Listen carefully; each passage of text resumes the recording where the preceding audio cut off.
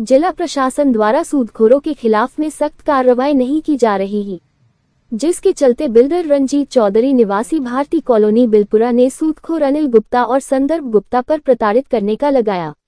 रंजीत चौधरी के मुताबिक सूदखोर अनिल गुप्ता से मजबूरी में ब्याज पर पैसे लिए थे, जिसके बाद अनिल गुप्ता ब्याज की राशि बढ़ाने के बाद चक्रवर्ती ब्याज लगाकर वसूली करने को लेकर प्रताड़ित कर रहा है।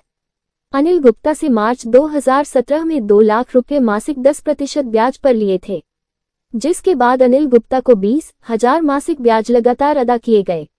अनिल गुप्ता की लालच बढ़ गई, जिससे ब्याज की रकम दुगुनी मांगने लगा। सूदखोर अनिल गुप्ता के पास ब्लैक चेक थे, जिसे वह बाउंस कराने की धमकी देकर 40,000 प्रतिमाह ब्याज लेने लगा। वहीं पनागर स्थित कृषि भूमि के कागज भी अनिल गुप्ता के पास होने से 40 रुपए हजार ब्याज के रूप में देने के बाद भी अनिल और उसका बेटा आए दिन धमकी देकर मानसिक और शारीरिक रूप से प्रताड़ित कर रहे हैं, जिसको लेकर थाने में अनिल गुप्ता और बेटे के खिलाफ में मामला दर्ज करने के बाद भी पुलिस कोई कार्यवाही दोनों के खिलाफ में नहीं कर रही है।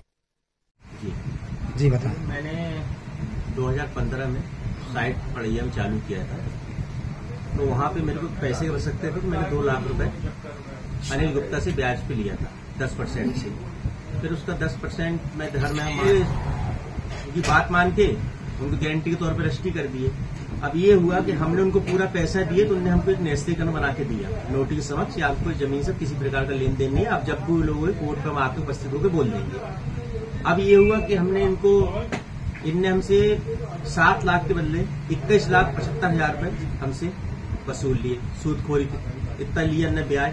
15,25,000 रुपए हमने चेक थ्रू दिया इनको, इसके लड़के को संदल गुप्ता को रिस्को।